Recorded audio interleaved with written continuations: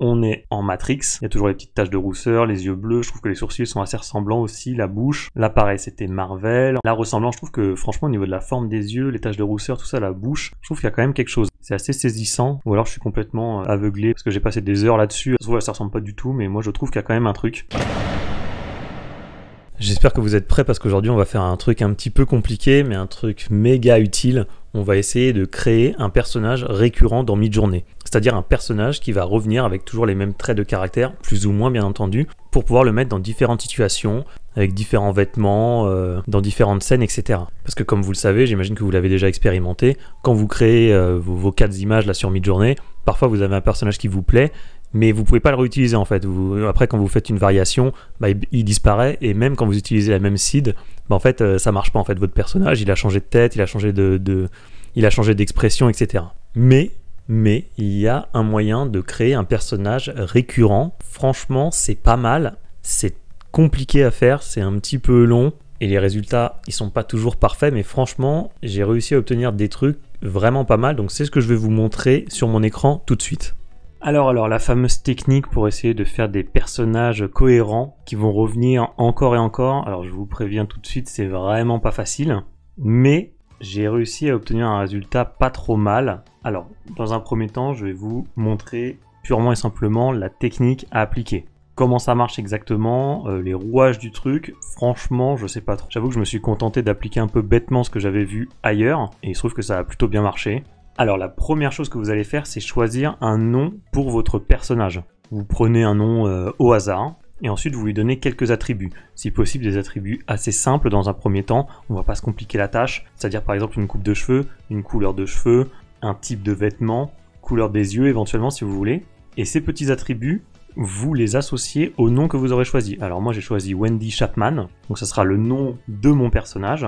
Et en fait ce qui va se passer, c'est qu'à force de répéter l'opération que je vais vous montrer après, Midjourney va commencer à associer le nom que vous aurez choisi avec les attributs. Et c'est comme ça qu'à force, on va finir par avoir un personnage récurrent, entre guillemets, qu'on va pouvoir mettre dans différentes situations. Alors là, évidemment, c'est en théorie. En pratique, comme d'habitude, c'est beaucoup plus compliqué. Mais vous allez voir qu'on va réussir à faire quelque chose quand même. La première chose à faire, c'est que vous choisissez donc votre prénom, comme je vous ai dit. Vous lui mettez des attributs. Moi, c'est ce que j'ai fait. Le prénom que je vous ai dit, femme, longue blonde ponytail. Vous verrez qu'elle n'a pas de queue de cheval finalement. Des yeux bleus et une veste en jean. Vous entrez ce premier prompt avec les attributs que vous aurez choisis et le nom que vous aurez choisi. Et ensuite, vous allez avoir comme d'habitude une sélection de 4 images. Là, au début, vous pouvez rafraîchir si vous voulez jusqu'à ce que vous tombiez sur quelque chose qui vous plaît vraiment. Ce que j'ai fait moi une fois, c'est-à-dire que là, ça me plaisait pas trop, j'ai fait rafraîchir. Et il m'a donné une autre série de 4 images. Bon, bref, ça, vous avez l'habitude. Ensuite, ce que vous allez faire, c'est que vous allez choisir celle qui vous plaît le plus. Moi, en l'occurrence, c'était la première, en haut à gauche. Ce que j'ai fait, donc je l'ai upscale, U1, c'est celle que je voulais, et ensuite elle est apparue ici en plus grand. Et c'est là que les choses sérieuses commencent, entre guillemets. Maintenant, ce que vous devez faire à chaque fois, c'est liker la photo. Vous voyez, normalement, je pense que vous n'y prêtez même pas attention, mais vous pouvez noter les photos que vous recevez lorsqu'elles sont upscale. Là, c'est très important, vous devez à tout prix liker la photo. Pourquoi? Parce que ça va dire à Midjourney, ça va lui envoyer un message en lui disant « Ok, c'est ça que je veux. T'es sur la bonne voie, continue de m'envoyer des trucs comme ça. » Une fois que vous avez liké, deuxième étape, vous allez dans ajouter une réaction et vous faites la petite enveloppe. Ce qui fait que le bot Midjourney va vous envoyer en message privé la seed et le job ID notamment, et c'est surtout la seed qui va nous intéresser. Alors je vais vous montrer dans mes messages privés. Voilà. Le truc maintenant à faire, c'est de récupérer la seed de l'image que vous venez de générer, que vous venez de upscaler. Vous la copiez, vous retournez là où vous étiez, et vous relancez exactement le même prompt que tout à l'heure, mais avec la seed que vous venez de prendre. Ça va vous générer 4 nouvelles images, et là vous choisissez une nouvelle fois celle qui vous plaît le plus. Moi en l'occurrence, encore une fois, j'avais pris l'image numéro 1, donc elle va être upscale. Pareil, je like. Là cette fois-ci par contre ne rafraîchissez plus surtout, parce que sinon ça va changer la seed, ça va tout casser. Donc ça vous n'y touchez plus, vous upscalez à chaque fois une image que vous voulez, et vous likez bien sûr, et ensuite rebelote, l'enveloppe, vous recevez la seed, vous retournez dans vos messages privés, voilà, là vous prenez la nouvelle seed, vous retournez dans votre channel et vous relancez le prompt avec cette fois-ci une nouvelle seed, donc on le voit bien, celle-là elle est différente de celle-là, etc., etc. Vous répétez l'opération encore et encore. Alors j'ai vu 2 youtubeurs américains faire ça. Le premier que j'ai vu, il disait qu'il fallait le faire au minimum 5 fois. Lui, il le fait entre 6 et 7 fois. Alors là, j'ai plus les noms en tête, mais de toute façon, alors soit je vous les afficherai à l'écran, mais de toute façon, je vous mets toutes les ressources dans la description de la vidéo. Comme ça, vous pourrez voir ce qu'ils ont fait eux aussi, c'est vraiment très intéressant. Alors donc ce premier youtubeur, il le fait entre 6 et 7 fois, et l'autre que j'ai vu, il le faisait 15 fois. Et bah moi du coup, c'est exactement ce que j'ai fait 15 fois l'opération, donc oui, c'est très très chiant. Voilà, je vous montre. Évidemment, là, je vais pas le faire parce que c'est trop chiant, mais voilà, je fais défiler sur mon écran et vous avez tout le processus et on arrive, je crois, à la fin. Voilà, ça, c'est l'image finale. Au bout de 15 fois, je me suis dit, ok, ça c'est mon personnage, ça c'est Wendy Chapman. Maintenant, je veux que ce personnage apparaisse dans différentes situations, différents angles, etc. Et on va voir si ça fonctionne. Et pour ce faire, on va aller dans le petit thread que j'ai créé ici, Wendy Chapman. Voilà l'image de base. Et alors bien évidemment, faut pas que j'oublie de vous dire que cette ultime image, il faut bien évidemment que vous alliez récupérer la seed. Et celle-là, vous n'y toucherez plus. C'est celle-là que vous allez utiliser tout le temps à présent. Et tout le temps en réutilisant le même prompt. Et ensuite, on va rajouter des éléments pour lui faire du cheval, pour l'emmener à la plage, l'emmener à la piscine, etc. Donc surtout, gardez précieusement cette seed parce qu'elle va vous être hyper utile forcément. Alors, Wendy Chapman, qu'est-ce que j'ai fait avec elle? Oui, dit comme ça, c'est un peu bizarre. Par exemple, j'en ai fait une héroïne de Marvel, par exemple. Je vous montre, voilà notre modèle de base. Et on l'a transformé un petit peu en héroïne Marvel. Je trouve qu'il y a une vraie ressemblance, moi. C'est vraiment pas mal. Et j'en ai fait plein des tests comme ça. Donc là, on était en Marvel.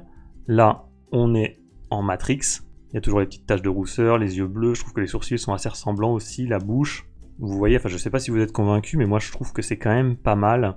Là, pareil, c'était Marvel, encore une fois. Alors, à chaque fois, je vais vous montrer la ressemblance. Je trouve que, franchement, au niveau de la forme des yeux, les taches de rousseur, tout ça, la bouche, je trouve qu'il y a quand même quelque chose. Hein. C'est assez saisissant. Ou alors je suis complètement aveuglé parce que j'ai passé des heures là-dessus, alors ça se trouve ça ressemble pas du tout, mais moi je trouve qu'il y a quand même un truc. Là ici également, je sais plus quel style je lui avais donné là. Marvel, pareil. Là, elle part à la guerre, hop, assez ressemblant également. Qu'est-ce qu'on a ? On a Wendy à la piscine maintenant. Vous voyez, on peut lui faire faire pas mal de trucs. Et voilà, donc ça c'est pour les portraits, parce qu'évidemment ça on va dire que c'est la première étape, puisque de base Midjourney c'est vrai qu'il a tendance à nous faire des portraits. Donc dans cet exercice qui est de créer des personnages récurrents, qui est déjà pour moi un truc vraiment avancé, c'est vraiment pas facile, même dans cet exercice qui est déjà difficile, après il y a différents stades. C'est-à-dire que dans un premier temps on va faire des portraits, donc là c'est ce que je vous ai montré, et franchement c'est pas trop mal. Je peux remettre à côté comme ça vous verrez la ressemblance entre les personnages. On a réussi à la changer un petit peu d'endroit, on l'a mis à la piscine, on l'a envoyé à la guerre, on l'a transformé en personnage de comics. Après c'est vrai que l'autre difficulté, donc le stade 2 de cet exercice déjà périlleux, je dirais que c'est de la mettre en situation dans des scènes d'action par exemple, ou même de changer l'angle, c'est-à-dire d'arrêter le portrait. Et franchement, je vous jure que je me suis arraché les cheveux pour faire ça, c'est vraiment pas facile. Je vous montre, vous voyez la tronche des prompts. Voilà, donc là j'ai essayé de la mettre dans la jungle, alors déjà je trouve qu'au niveau de la ressemblance on y est un peu moins. Alors il y a quelque chose évidemment, mais déjà on s'éloigne un tout petit peu. Mais juste changer ça, de passer d'un portrait à quelque chose de plus large dans un cadre totalement différent, franchement c'est pas évident. Là pareil, j'ai essayé de la faire parler avec quelqu'un, avoir une conversation avec un homme. Alors il y a toujours une espèce de petite ressemblance, mais déjà je suis un petit peu moins satisfait. Donc vous voyez, dès qu'on commence à ajouter d'autres éléments, qu'on essaie de compliquer un petit peu le truc, franchement c'est pas facile. Alors celle-là ça va, je l'aime bien. C'est une vue aérienne, là je trouve qu'il y a vraiment quelque chose, il y a vraiment une ressemblance. Parce que la difficulté vraiment c'est de réussir à faire des images où on voit genre ses pieds, son corps en entier. Et pour l'instant vraiment je galère de ouf à faire ça. Alors avec la vue aérienne, l'angle c'est ça, c'est ce que j'ai utilisé. Aerial Shot Angle from Above. C'est vraiment pas simple. Ça donne des résultats mais je vois pas ses pieds. Alors que pourtant dans le prompt, j'avais dit j'aimerais qu'elle porte des chaussures jaunes. Et les chaussures jaunes, on les voit pas. Alors maintenant, elle a un vêtement jaune, mais c'est pas vraiment ce que je voulais. Alors toutefois, je peux quand même vous donner quelques astuces pour essayer de mettre votre personnage récurrent dans des situations. Par exemple, là vous allez voir, j'ai écrit donc toujours le même prompt, à chaque fois c'est la même base. Celui-là c'est vraiment le prompt de base, et je voulais qu'elle monte un cheval en gros. Et là vous voyez que le résultat, il est pas... c'est pas ce que j'ai demandé en fait. Alors elle, effectivement, en haut à droite, elle ressemble à mon personnage, je trouve, mais elle monte pas à cheval, elle est à côté du cheval. Donc je vais vous donner peut-être 2 astuces pour essayer de résoudre ce problème. Ce que j'ai fait, c'est que donc j'ai repris le prompt, j'ai dit toujours riding a horse en gros, Et en plus, j'ai ajouté sitting on a horse. Comme ça met 2 fois plus de poids sur la même action. Parfois, il faut essayer de contourner comme ça dans les vidéos dont je vous parlais tout à l'heure. C'est vrai que le gars, il avait fait un truc genre une femme, donc son personnage qu'il avait créé, au bord d'un building. Et au début, les images, elles étaient un peu coupées au niveau des pieds. Il avait rajouté quelque chose genre les pieds collés au sol. Alors pour nous, évidemment, c'est évident que les pieds sont collés au sol parce que, bon, bah la personne, elle vole pas. Mais pour Midjourney, c'est vrai que c'est une indication en plus de dire que ses pieds sont collés au sol. Comme ça dit à Midjourney, bah peut-être qu'il faut que tu montes les pieds aussi. Un des conseils que je peux vous donner, c'est peut-être de forcer certains trucs. Comme ça, là, voilà, elle monte à cheval et en plus, elle est assise sur le cheval. Et là, en fait, c'est le même prompt que tout à l'heure, les mêmes paramètres. Sauf que là, on a 3 images sur 4 où on voit une femme qui monte à cheval. Ce qui fait que ça a fonctionné en fait. Donc après, quand j'ai upscale, bah, j'ai eu Wendy. Toujours, voilà, c'est cette image, je vais vous la montrer à chaque fois. Donc on a Wendy qui monte à cheval. Franchement, je trouve qu'il y a toujours une ressemblance. Et du coup, j'ai obtenu ce que je voulais. Mais c'était compliqué, mais voilà. Donc ça, c'est la première astuce que je peux vous donner. Ensuite, enfin, en fait, il y aura 3 astuces, vous allez voir. Ensuite, autre chose, je voulais faire Wendy en train de dormir dans son lit. Full length body, donc en fait je voulais voir tout son corps et vous voyez qu'une fois encore bah, j'ai pas réussi, il n'a pas écouté ce que je voulais. Alors ce que j'ai fait après, c'est que j'ai rajouté du poids dans full length body wide angle photo, donc photo grand angle corps en entier. J'ai rajouté un poids de 2 pour que Midjourney comprenne bien que c'était ça que je voulais, ça m'importait. Et du coup à ce moment là, alors les photos sont vraiment super cheloues, mais là j'ai commencé à avoir une vue plus aérienne avec effectivement quasiment, bah là tout le corps, mais alors la photo elle est vraiment bizarre, quoique je l'ai pas upscale, donc peut-être que, non, on remarque, on dirait qu'elle est morte, on dirait un esprit en train de flotter, peut-être qu'avec l'upscale ça aurait été mieux, voilà, les pieds sont vraiment chelous, mais celle-là, je me suis dit, voilà, je l'ai upscale, parce qu'elle ressemblait quand même à mon personnage, et on a une vue un peu plus aérienne, alors on n'a pas encore tout le corps, mais c'était mieux, du coup voilà, après j'ai upscale la photo, et je trouve qu'on a eu des résultats un peu plus parlants, et toujours je trouve qu'il y a quand même la ressemblance un petit peu. Faut bien comprendre quand même qu'avec Midjourney, en l'état, ça va être quasiment impossible de faire un copier-coller en fait. Vraiment là, c'est déjà pas mal je trouve, mais vous attendez pas à voir un truc, vraiment des sœurs jumelles à chaque fois ou quelque chose comme ça. Je pense pas que ça soit possible actuellement, alors à moins peut-être de faire l'opération du début là que je vous ai dit 15 fois, peut-être qu'au lieu de la faire 15 fois, il faut la faire 100 fois, je sais pas, franchement j'ai pas le courage de faire ça 100 fois. En attendant, même les pros entre guillemets que j'ai vus sur YouTube n'arrivent pas à avoir des résultats parfaits avec toujours la même personne. Mais ce qu'il faut savoir aussi avec les phases d'action un petit peu, c'est que c'est vrai que le visage sera peut-être un petit peu moins important dans le feu de l'action, peut-être qu'on se penchera moins sur les détails du visage que quand on est en portrait. Après voilà, du coup pour les vues, pour avoir le corps en entier, c'est vrai que j'ai vachement galéré. Alors j'ai utilisé certains paramètres, par exemple Bird's Eye View, donc avoir la vue d'un oiseau quoi. Je vais vous afficher à l'écran quelques paramètres comme ça qui pourraient vous permettre d'avoir des vues entières du corps. Et là, bah, franchement celle-là elle est plutôt jolie. Alors, on n'a toujours pas les pieds il a vraiment du mal à me les faire. Voilà, donc on a quelques images qui sont jolies, j'aime bien. Et celle-là, ouais, franchement je trouve qu'elle ressemble quand même... je trouve qu'elle ressemble à notre personnage. Et là, ça y est, on a un pied, putain, enfin. Je tiens quand même à vous dire que je pense que j'ai pas choisi la facilité non plus. C'est-à-dire que c'est vrai que dans les vidéos que j'ai vues, les gars prenaient leur personnage, ils le créaient normalement comme moi, puis ensuite ils le transformaient un peu genre en Marvel style ou des trucs comme ça, manga style. Parce que c'est plus facile, j'ai l'impression, de faire ce qu'on veut à des personnages de bande dessinée. Alors que moi, je suis parti sur des trucs ultra réalistes à chaque fois, et Midjourney a beaucoup plus de difficultés à les faire. Et j'en veux pour preuve, par exemple, j'ai testé alors vraiment un prompt assez basique, sans poids ni rien, j'ai pas forcé. Donc juste avec une aerial view et en comic style, j'ai mis comic style. Et là, bah en fait, bah, j'ai à peu près ce que je voulais, c'est-à-dire Wendy en train de dormir de loin, globalement. Mais j'ai pas forcé, comme je vous dis, c'était limite assez simple. Et du coup, après voilà, je vous montre quelques exemples que j'ai obtenus en mode comics. Et ouais, bah, je trouve que ça correspond pas mal, donc j'ai l'impression, celle-là notamment, enfin on voit quasiment tout le corps, j'ai l'impression que c'est plus simple de faire ce qu'on veut à des personnages qui sont en mode bande dessinée, comics, manga, etc.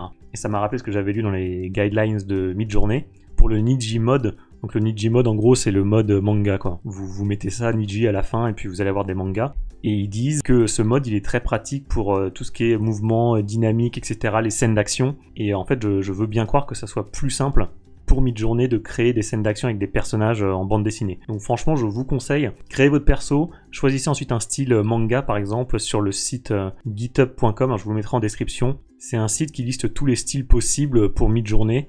Donc là, il y en a plein. Là, c'est juste une seule partie. Par exemple, dans le style manga, vous allez avoir... alors, Akari Toriyama, je le connais pas, je connais Akira Toriyama, donc le créateur de Dragon Ball, par exemple.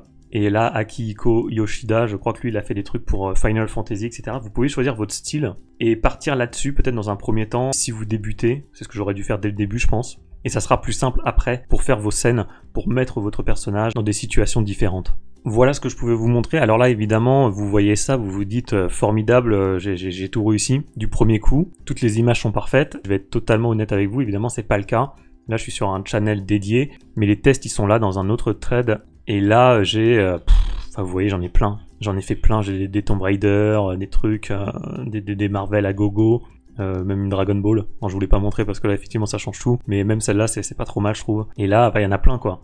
Il y a Wendy à la plage, Wendy avec un ours polaire, Wendy dans la banquise, Wendy dans la piscine, etc. J'en ai fait plein, je crois que je peux avoir le nombre de tests. Ouais, voilà, j'ai 245 messages, j'ai fait 245 tests. C'est énorme, ça m'a pris un temps fou. Après, c'était super intéressant, mais franchement, c'est super long. Et oui, forcément, comme je travaille, j'ai pas forcément 8 heures par jour à consacrer à Midjourney. Mais déjà, franchement, je suis pas peu fier du résultat. C'est vraiment pas moche. Après, comme je vous ai dit, là, c'est un peu le stade 1 où je suis. C'est-à-dire créer un personnage récurrent, ce qui est déjà pas mal, parce qu'on pensait que c'était pas possible. En fait, c'est possible, on l'a vu. Ensuite, le mettre en scène dans différentes situations, positions, etc. avec différents angles. Je dis pas que j'ai totalement réussi, mais je vous ai montré quelques exemples où j'avais réussi à faire des choses, notamment voilà la falaise, au lit, sur un cheval, etc.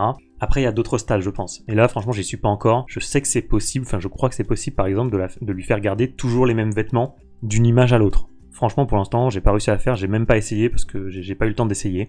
Après, admettons, ça se trouve, il y aurait peut-être un autre stade où on pourrait créer un autre personnage et au final faire interagir les deux personnages ensemble qu'on aurait créés. Alors là, ça serait incroyable. Mais là, je pense que c'est vraiment le high level, le niveau ultime. Après, pourquoi pas aussi créer une bande dessinée du coup, enfin, déjà commencer par une planche avec peut-être 6 cases cohérentes, ça serait déjà incroyable. Pour l'instant, j'en suis pas encore là, et d'ailleurs, ça va me permettre de faire une petite parenthèse par rapport au parti pris de ma chaîne YouTube. Alors, je sais que je l'ai écrit dans la description de ma chaîne, mais je pense que personne ne lit ça. Mais moi, je ne suis pas un expert de Midjourney. Je ne me considère pas comme tel. Je suis un débutant curieux qui a soif d'apprendre, etc. J'ai très envie de vous partager mes tests, mes découvertes, mes réussites, mes loupés, mais je suis pas le boss de Midjourney, pas du tout. D'ailleurs, j'ai rien à vous vendre, j'ai pas de coaching, j'ai pas de formation, rien du tout. Je suis juste là pour vous partager ce que je fais, ce que je réussis, ce que je rate. Et donc voilà, si vous me dites comment on fait pour qu'elle garde toujours les mêmes vêtements, pour l'instant, je ne sais pas. Comment on fait pour qu'elle discute avec une autre personne qu'on aurait créée, etc.